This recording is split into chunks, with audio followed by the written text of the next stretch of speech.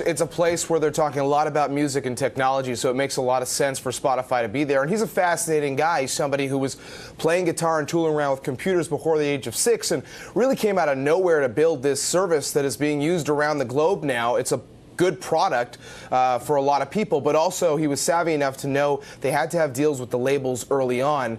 Of course, the paid subscriber numbers are what everybody's talking about. They now have 6 million paid subscribers. It's 1 million more than they had at Christmas. And when I asked him, does that mean at that rate you could have 10 million paid subscribers by the end of the year? He said, we're certainly hoping so. But Apple and Google and a lot of players are interested in the streaming business. He doesn't think that it makes sense for the big guys to necessarily be competing directly with Spotify. And on Apple specifically, here's what he said. When I think about Apple, I think the hidden sauce for them is they try to create the best devices to consume content on.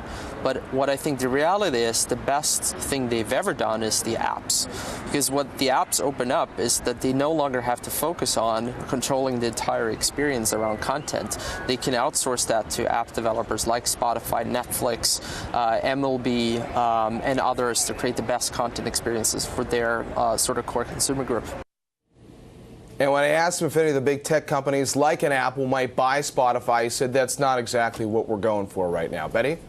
John, Spotify is also competing directly with Pandora these days. So what did Eck have to say about the growth of internet radio?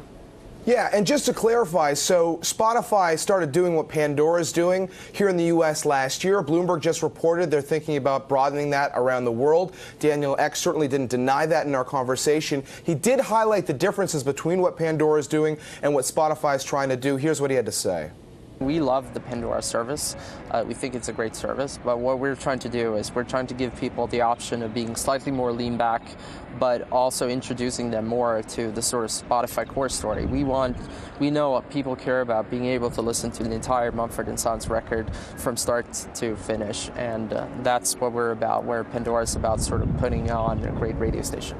In other words, what Spotify is trying to do is use its internet radio service as a net to get more people potentially to use the streaming service. Betty?